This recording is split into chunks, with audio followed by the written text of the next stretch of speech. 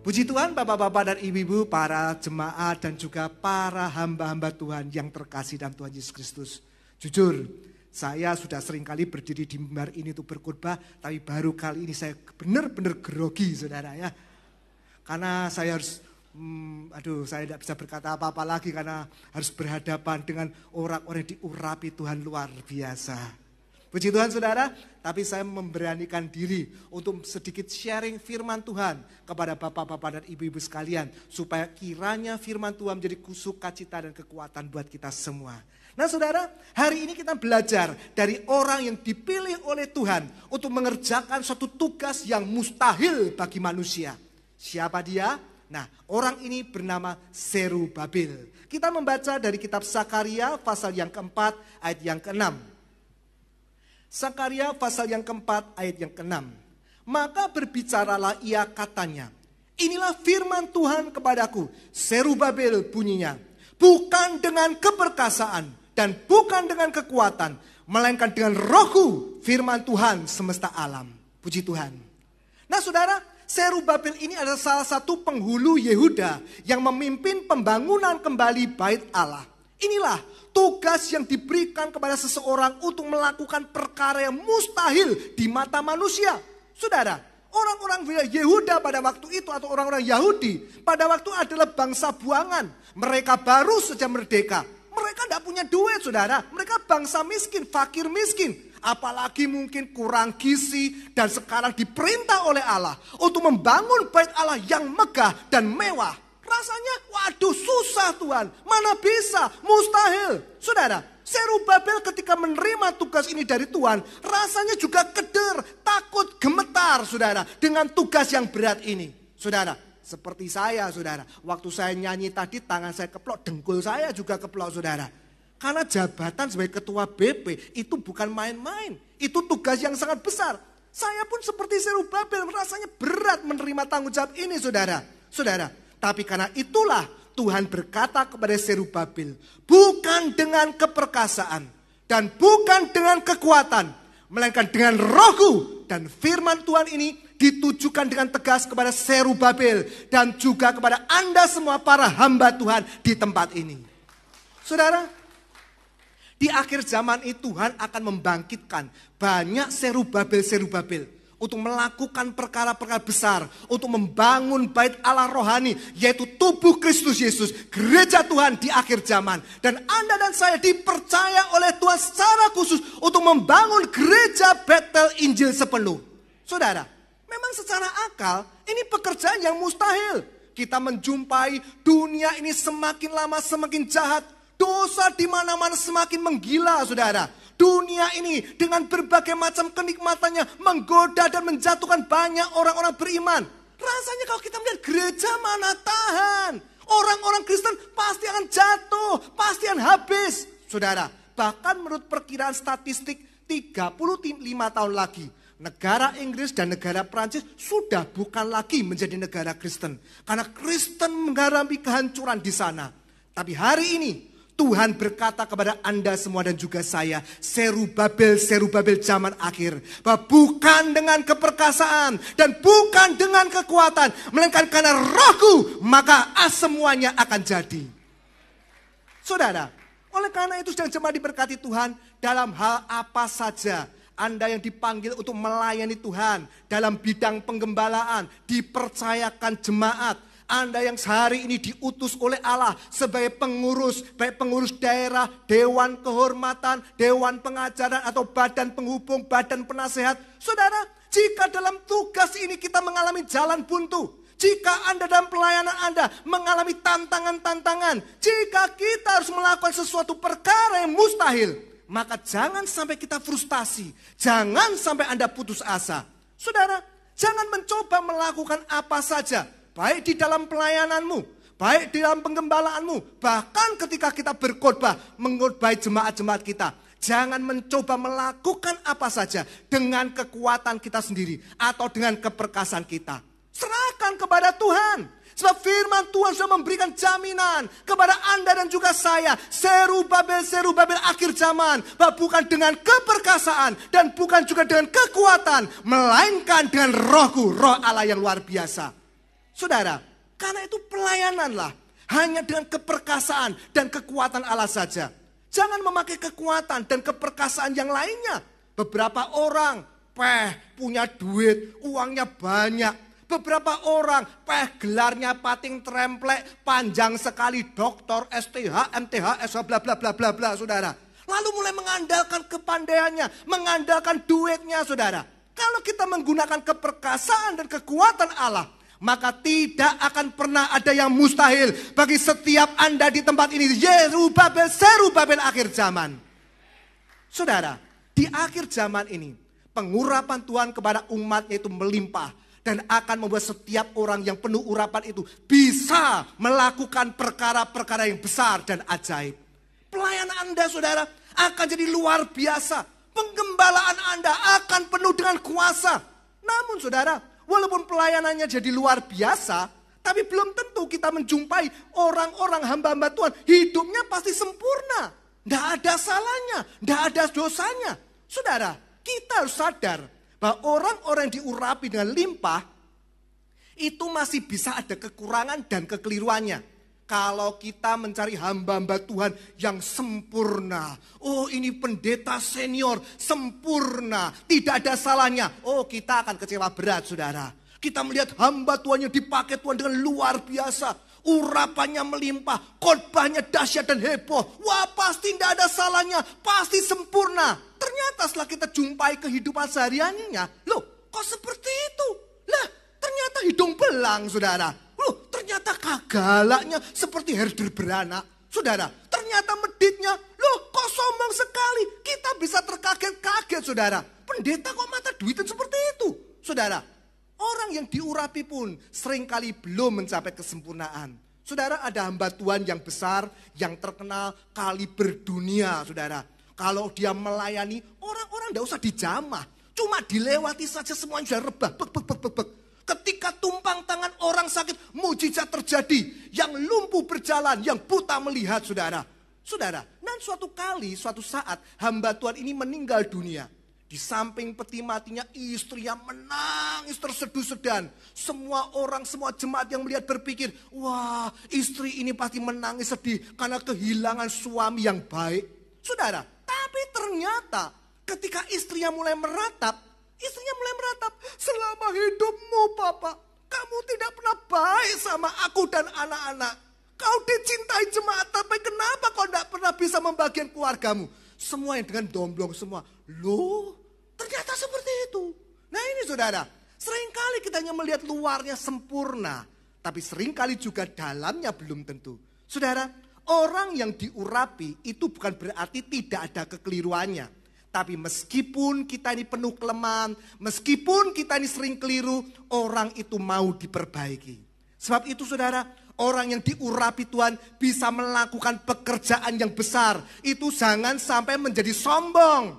Jangan merasa sudah sempurna, jangan merasa yang paling hebat. Beberapa pendeta saudara merasa yang paling suci. Saudara, gerejanya merasa yang paling rohani. Gereja lain alah kepret semua. Saudara, pendeta-pendeta lain dianggap kalah kuasa. Hati-hati saudara. Tapi saya percaya saudara, di GBS ini tidak jarang, alias banyak juga saudara.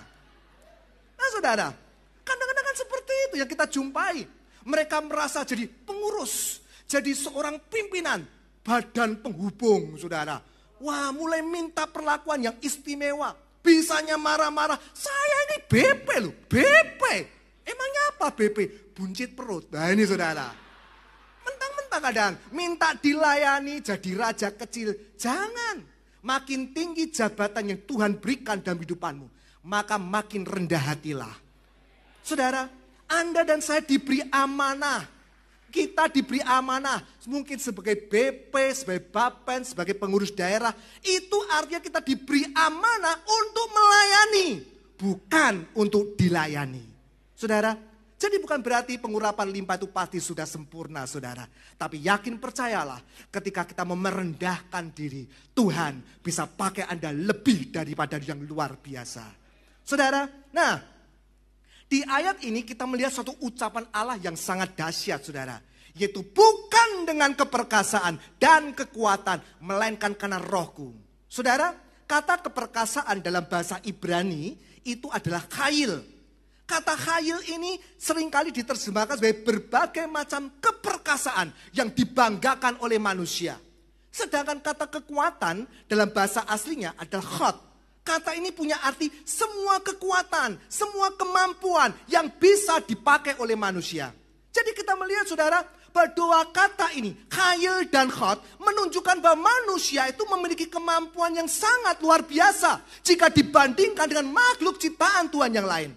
Tapi di dalam alam roh, maka semua khayil dan semua khot, semua keperkasaan dan semua kekuatan itu tidak ada artinya. Di dalam pelayanan, di dalam penggembalaan, maka kekuatan dan keperkasaan manusia yang begitu banyak itu tidak banyak berarti, saudara. Biarpun mungkin manusia punya banyak khayil, biarpun Anda dan saya punya banyak khot, dan punya banyak kekuatan dan keperkasaan, tapi kalau sudah berhubungan dengan dunia roh, maka manusia itu ketinggalan jauh teknologinya. Saudara, kalau dibandingkan malaikat dan iblis, kita tidak ada apa-apanya. Malaikat tidak butuh makan, saudara. Tidak seperti kita, yang makannya telat aja waktu sidang sudah marah-marah. Saudara, malaikat tidak pernah ngantuk. Kadang-kadang kita waktu sidang aja tidur, saudara. Malaikat juga tidak pernah capek. Mereka tidak pernah kenal tanggal merah, kerja terus, saudara. Tidak pernah liburan, saudara. Dan malaikat serta iblis kalau pergi tidak perlu naik pesawat, tidak perlu naik mobil. Tinggal bleber, saudara. Untuk jadi pandai, malaikat dan iblis tidak perlu kuliah sampai doktor teologi segala, saudara. Sebab itu, saudara, biarpun manusia itu luar biasa, Anda dan saya punya keperkasaan yang banyak, punya kekuatan yang dahsyat, tapi tetap saja bukan tandingannya iblis dan malaikat. Untuk melayani Tuhan, di dalam ladang Tuhan, maka kekuatan dan keperkasaan manusia, khayil dan khot itu tidak akan ada artinya. Karena itu, saudara, biarpun mungkin ada orang yang bisa memimpin pabrik dengan 10.000 pegawai, punya duit 100 miliar, tapi belum tentu loh dia bisa memimpin satu kelas sekolah minggu dalam pelayanan roh. Ada seorang manajer perusahaan besar, saudara, ketika dia mau melayani, disuruh cerita sekolah minggu, wah anaknya lari sana lari sini, gembrobyo, saudara, mandi keringet, gelagapan, tidak bisa apa-apa. Padahal kalau di kantor, wah semua karyawan takut dimarahi semua. Saudara, memang kadang-kadang menggunakan khayil dan khot untuk pelayanan itu tidak salah, saudara. Anda, kita menggunakan uang yang kita punya untuk biaya pelayanan itu bagus, itu benar, saudara. Anda bayar listrik gereja pasti pakai duit juga. Pak, saya mau bayar listrik gereja, pakai apa? Dengan iman, ya diputus listrikmu, saudara. Saudara, bayar gaji staf sekretariat BP, Stef tak bayar pakai ayat-ayat, bisa demo dia, saudara. Makanya, saudara, kadangkala uang, khayil dan khot itu juga penting. Karena itu iuran kita harus digas, saudara. Nah itu, memang organisasi GBS bisa jalan sendiri tanpa duit, saudara. Ya dengan iman, bayar listrik kantor sekretariat dengan iman, ya bakal gelap gulita terus kantor kita, saudara. Nah itu, kita semua, Anda dan saya, para pejabat GBS harus terbeban untuk organisasi GBS yang kita cintai ini. Saudara, Tuhan Yesus saja berkata, berikanlah apa yang menjadi hak kaisar. Dan hari ini, kita berkata juga, berikanlah apa yang menjadi haknya GBIS, saudara. Nah itu, saudara, tangan di atas itu lebih baik daripada tangan di bawah. Orang yang minta-minta itu berarti lebih tidak diberkati daripada orang yang suka memberi. Orang yang memberi, khususnya ke GBIS, berarti orang yang diberkati Tuhan, saudara. Anda sedang menabur dan nanti pasti akan menuai berkat lebih banyak lagi. Saudara, kita ini harus naik kasta. Jangan jadi hamba Tuhan, maaf kata, kastanya di bawah terus. Dari orang yang bisanya menerima, kita harus naik level. Menjadi orang yang suka memberi, saudara. Ingat, kalau Anda pernah pergi ke Israel, ada 2 laut di sana. Ada laut atau danau Galilea dan danau laut mati, saudara. Nah, ada perbedaan kalau Anda perhatikan. Danau Galilea itu banyak kehidupan, ikannya banyak, suasananya indah. Laut mati, panas, tidak ada kehidupan, kering kerontang, saudara. Saudara, kenapa? Karena Danau Galilea ini ketika menerima air dari Gunung Hermon, dia salurkan airnya itu lewat sungai Yordan ke selatan. Saudara, makanya walaupun terima disalurkan, airnya tidak pernah habis. Justru banyak ikannya. Beda dengan Laut Mati. Dia terima dari sungai air Yordan. Air terus masuk terus. Yang terjadi, tidak ada kehidupan. Bahkan makin lama, sekarang ini airnya makin kering, saudara. Kalau Anda menyalurkan berkat Tuhan, khususnya dalam pekerjaan Tuhan di GBS, yakin percayalah, Anda tidak akan pernah kekurangan berkat Tuhan, saudara. Jadilah Danau Galilea, jangan jadi Laut Mati. Saudara, menggunakan khail dan kot sekali lagi itu tidak keliru. Tapi belum tentu itu akan membuatnya berhasil dan berbuah-buah. Oleh karena itulah ayat ini menekankan kepada kita bahwa bukan oleh keperkasaan dan bukan oleh kekuatan, melainkan oleh Rohku. Semua keperkasaan dan kekuatan kita itu tidak ada artinya kalau kita tidak punya kuasa dari surga. Saudara, kalau kita sadar akan hal ini, maka kita sangat bergantung kepada Roh Kudus. Setiap waktu dan setiap saat kita akan senantiasa berdoa. Tuhan pimpin saya. Tuhan aku tidak sanggup. Aku berserah padamu Tuhan. Kalau kita sudah tahu dan bisa memakai kuncinya ini, maka Tuhan bisa memakai setiap Anda yang ada di tempat ini dengan ajaib dan luar biasa. Oleh karena itu saudara, kita harus mengerti bahwa semua keberhasilan itu asalnya dari Tuhan. Bukan karena khail dan kaut, melainkan karena nefas Allah, oleh Roh Allah, maka semuanya itu bisa jadi. Saudara, saya diangkat menjadi pejabat GBIS tahun 90. Waktu itu saya diangkat dari pendeta muda, usia saya masih 18 tahun, saudara. Mungkin rekor termuda sampai sekarang belum terpecahkan, saudara ya. Nah, bukan berarti, hebat masih muda jadi pendeta. Oh enggak saudara. Waktu itu banyak cibiran, banyak yang menentang, banyak yang mencemooh saudara. Dan saya tahu di sidang majelis besar waktu itu ada beberapa yang mempertanyakan, kenapa masih muda baru usia 18 tahun sudah diangkat jadi pendeta muda. Saudara, tapi ternyata itu memang rencana Tuhan yang sudah dipersiapkan oleh Allah. Saudara, di dalam SMB tahun 90 di mana itu? Di Malang saudara ya. Papa saya menjawab waktu itu, kalau saya tidak mengangkat anak saya Yonatan sekarang, maka tidak akan ada kesempatan lagi.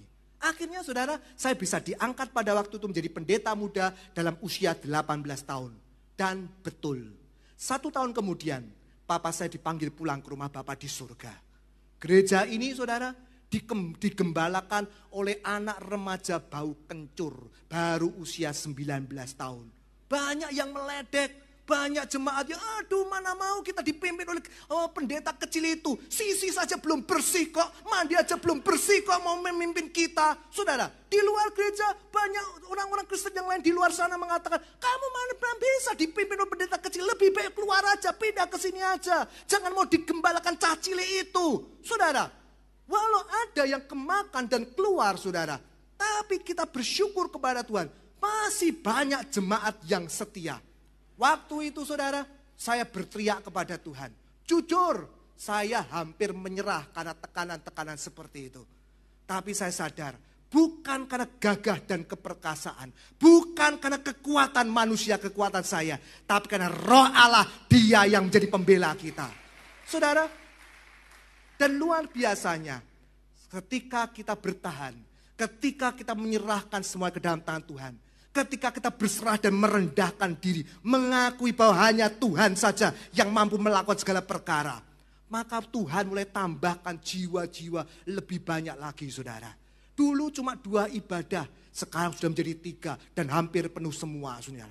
Saudara, semua yang saya alami, saudara, dari diangkat sebagai pendeta muda usia 18 tahun sampai jadi gembala sidang saat ini, saudara, bahkan akhirnya bisa dipercaya oleh Tuhan memikul salib jadi ketua BP. Semuanya bukan karena khail dan kot, tapi karena nefes Allah. Semuanya bukan karena gagah dan kuat manusia, tapi karena Roh Allah yang melakukan perkara yang besar.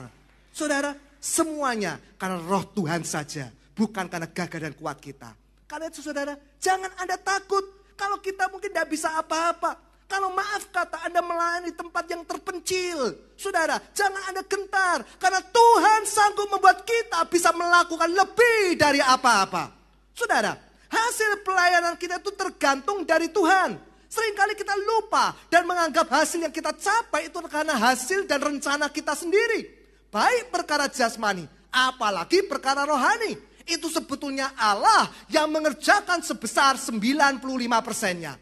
Yosua 10 ayat yang ke-11. Saudara, Yosua meraih kemenangan dalam peperangan itu. Yosua yang mendapatkan kehormatan, dielu-elukan oleh bangsa Israel. Tapi firman Allah mengatakan, yang berperang dan yang membunuh musuh lebih banyak adalah Tuhan. Jadi saudara bisa melihat bahwa kemenangan orang Israel, keberhasilan Anda, itu sebagian kecil hanyalah karya kita, hasil usaha orang Israel. Justru sebagian besar keberhasilan dan pelayanan kita itu adalah perbuatan tangan Allah yang luar biasa.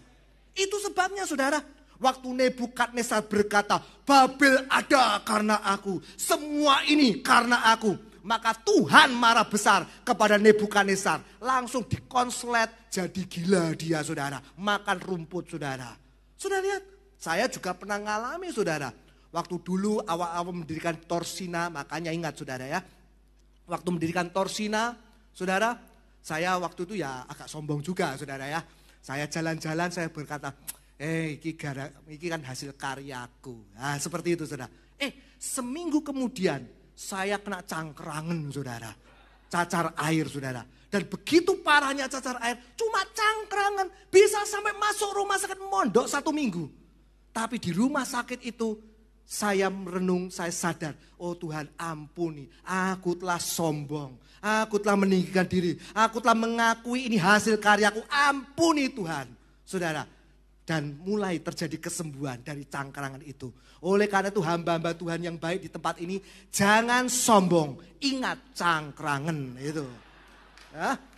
Oleh karena itu saudara, kita semua istimewa hamba-hamba Tuhan harus menyadari bahwa tanpa Tuhan, maka kita itu bukan apa-apa. Jangan merasa bangga, jangan merasa sombong, saudara. Mungkin ada pejabat GPS, gerejaku yang paling besar. Kalau tidak ada aku, pasti sini di GPS tidak akan jalan. Alah. Semuanya bukan karena tergantung Anda dan saya, tapi tergantung Tuhan, saudara. Saudara, oleh karena itu bersandarlah kepada Allah. Istimewa bersandar di dalam doa. Hamba Tuhan, pendeta, tidak pernah sembahyang, saudara. Khotbah, cuma doa cukup 1 kali sehari sesudah makan seperti minum obat. Saudara, pendeta tidak punya jam doa. Pengurus daerah, BP, Mubapen, tidak pernah persekutuan. Bagaimana pelayanannya bisa diberkati Tuhan? Kau cuma mengandalkan diri sendiri. Saudara, itu namanya memandang enteng, memandang remeh. Ngenteng ke saudara. Alah dah biasa. Cuman khotbah aja kok. Sama aja pasti bisa. Setiap minggu juga bisa kok. Saudara, kalau cuma penggembalaan dan pelayanan seperti itu, maka hasilnya cuma 5%. Dan pasti tidak akan pernah bisa maksimal. Itu sebabnya ada hamba-hamba Tuhan yang tidak bisa menjadi berkat, malah jadi batu sandungan. Saudara, Anda dan saya harus menyadari bahwa keberhasilan dan kesuksesan itu adalah anugerah Tuhan semata-mata. Sebab itu di dalam penggembalaanmu, di dalam pelayananmu, ketika Anda ditunjuk sebagai pengurus oleh Tuhan, maka serahkan semuanya, serahkan pelayananmu, serahkan penggembalaanmu ke dalam tangan Tuhan. Biarkan Tuhan yang mengangkat beban itu. Tuhan, tolong pimpin aku sebagai gembala sidang. Tuhan, aku harus merintis, aku tidak mampu, aku serahkan perintisan ini. Tuhan, sempurnakan pelayananku. Saudara, ajaklah Roh Kudus untuk bekerja sama dengan kita. Maka engkau akan melihat apa yang engkau kerjakan itu akan menjadi luar biasa. Saudara, mungkin saat ini Anda banyak mengalami kegagalan, saudara. Gereja dari dulu tidak berkembang-berkembang. Dari dulu jemaat cuma 5, sekarang ya tetap 5. Tidak berubah seperti Tuhan Yesus yang tak pernah berubah. Saudara, itu pun yang pertama, yang 1 istrinya, 2 anaknya, 3 jemaatnya sudah bau tanah semua. Habis kau meninggal, saudara. Sadarlah. Salah satu sebab utama dan semua kegagalan itu adalah karena kita seringkali masih mengandalkan khot dan khayal kita. Ngentengke saudara. Alah cuma ngembalakan gereja gampang. Tapi ketika jemaat diserobot gereja lain jadi kepahitan. Kurang ajar, mancing di kolamnya orang. Saudara, kadang-kadang seperti itu yang terjadi. Pejabat mungkin sebagai pengurus saudara, Anda harus menghadapi pejabat-pejabat yang tidak nurut. Mulai mengandalkan kekuatan, emosi kita, tak labrak ke sini. Tak marah-marahi dia. Gak usah pakai sembahyang segala. Wong mau marah kok sembahyang ngapain? Nah ini saudara, akhirnya berantakan. Saudara, mungkin dalam menghadapi jemaat-jemaat, domba-domba yang macam-macam. Yang mungkin ada yang kurang ajar saudara. Kita sampai makan hati seringkali. Kalau dengan kekuatan sendiri, maka kita memarahi dia habis-habisan. Dan hasilnya justru bisa lebih parah. Wah, jemaat yang kita marahi menghasut jemaat lain untuk pindah gereja. Nah kita kan rugi saudara, kolektor berkurang. Saudara, karena itu jangan memakai kekuatan sendiri dalam menghadapi segala masalah. Memang kita harus menegur dan menunjukkan kesalahannya dengan kasih. Tapi segera sesudah itu masuk kamar dan sembayangi dia. Minta kerjasama dengan Tuhan. Saudara, Tuhan itu mau kok jika cuma diajak kerjasama untuk menangani masalah pelayan Tuhan dan domba-domba yang nakal. Dia mau banget kok saudara. Nah, dalam menghadapi masalah apa saja, mungkin dalam rumah tanggamu, engkau menghadapi istri yang judes saudara. Suami yang galak, atau anak-anak, atau dalam pekerjaan, dalam pelayanan, penggembalaan, atau mungkin dalam organisasi, dalam persoalan apa saja. Maka mintalah kerjasama dengan Tuhan. Serahkan semua rencana dan persoalan kita kepada Tuhan. Pasti hasilnya akan jadi indah. Saudara, Anda mungkin merintis gereja di pedalaman, saudara. Tugas kita cuma melayani perintisan itu dengan yang terbaik. Doa, kerjasama dengan Tuhan. Tuhan, ini perintisan di gerejamu Tuhan. Tugasku di sini melayani Tuhan. Tapi Tuhan aku serahkan. Bagian penggembalaan Tuhan saja ya. Bagian misi penginjilan juga Tuhan. Bagian praise and worship Tuhan lagi. Bagian konseling, pokoknya Tuhan juga. Bagian kebersihan dan keamanan gereja, tak serahkan Tuhan juga. Serahkan semuanya kepada Tuhan. Tuhan tidak bingung sudah. Posisi diserahkan aku. Tidak saudara. Dia siap. Dia mau membantu dan menolong kita. Saudara, dalam masalah kehancuran, biarkan Allah bekerja sama dengan kita. Karena Allah sanggup menjamah yang tidak mungkin kita jamah. Allah sanggup memperbaiki yang tidak bisa kita perbaiki. Hasilnya pasti luar biasa. Saudara, ada jemaat di Kepunton ini saudara. Dia seorang karyawan, dia hanya lulusan SMP saudara. Saudara, dia tidak punya biaya untuk melanjutkan ke SMA. Sejak muda dia kerja dan dia kerja dengan baik, jujur, setia, rajin. Sampai akhirnya dia naik terus jabatannya, naik terus pangkatnya. Akhirnya dia dipindah oleh bosnya ke kota lain. Pegang cabang yang sudah ancur-ancuran. Rasanya gentar. Apalagi anak buahnya yang harus dia pimpin lulusan sarjana. Bahkan ada yang master segala. Sebelum berangkat dia doa sama Tuhan, nangis-nangis. Tuhan aku tidak mampu, aku cuma lulusan SMP. Tapi karena tugas dari bos, dia harus melakukannya. Sampai di sana saudara, betul, dia dilecehkan. Dia diboikot oleh bawahannya. Program-programnya tidak ada yang jalan. Dicoba apa saja, tidak kondal semuanya. Dia hampir frustasi. Apalagi bosnya di kantor pusat nuntut terus dia untuk meningkatkan omset saudara. Dia berserah kepada Tuhan. Pasrah total kepada Allah. Karyawan-karyawan yang jadi dedengkot didoakan, diserahkan kepada Tuhan agar Roh Kudus menggarapnya. Suatu hari saudara, ketika dia sedang pergi naik mobil di jalan, dia lihat ada kerumunan orang. Oh, ada kecelakaan. Loh, kok Roh Kudus gerakkan dia untuk berhenti untuk melihat, saudara? Dan ketika dia melihat, ternyata karyawannya yang biasanya jadi biang kerok di perusahaan mengalami kecelakaan, luka parah. Langsung ditolong, dibawa ke rumah sakit, ditunggui, dirawat, dibayari sekalian saudara. Dan karyawan ini melihat kebaikan pimpinannya, dijamah Roh Kudus hatinya. Dia sadar saudara, ketika sembuh karyawan ini jadi baik dan memerintahkan pengikut-pengikutnya untuk nurut kepada pimpinannya ini. Cabang itu jadi maju, berkembang, dan bahkan omsetnya menjadi yang paling besar dari antara cabang-cabang yang lain. Sesudah cabang itu jadi besar, bosnya memerintahkan kembali ke kantor pusat. Waktu pindah, sudah mau kembali ke kantor pusat. Wah, digondeli, ditangisi karyawan-karyawannya semua. Saudara, kenapa? Bekerja sama dengan Tuhan. Oleh sebab itu, bekerja samalah dengan Allah dalam melaksanakan rencana kita. Maka Tuhan akan melakukan perkara yang luar biasa ajaib di dalam pelayanan kita. Keberhasilan dan kemenangan akan mewarnai langkah orang yang mengandalkan Tuhan. Oleh sebab itu saudara, bukan karena gagah dan kuatmu, bukan karena khail dan kotmu saudara, tapi hanya karena nafas Allah, hanya karena roh Allah sajalah, maka engkau para pejabat GBS akan melakukan perkara dahsyat dan ajaib besar bersama dengan Tuhan. Saudara, yakin percayalah, masa depanmu indah, pelayananmu cerah karena engkau mengandalkan Tuhan. Puji Tuhan saudara. Mari kita persiapkan tubuh, jiwa, dan roh kita untuk masuk dalam persekutuan indah dengan tubuh dan darah Kristus. Anda bisa persiapkan roti dan anggur yang Anda terima. Dan kita masuk dalam hadirat Tuhan. Kita bersekutu dalam persekutuan yang luar biasa ini. Kita yang satu pujian, penolong yang selalu setia, memenuhi keperluanku.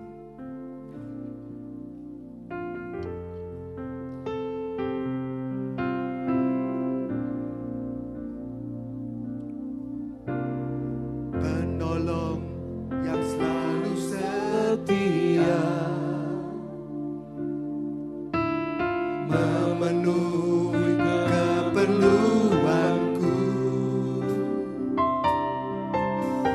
tak pernah dia mengecewakan. Yesusku tak pernah gagal. Segala perkara dapat ku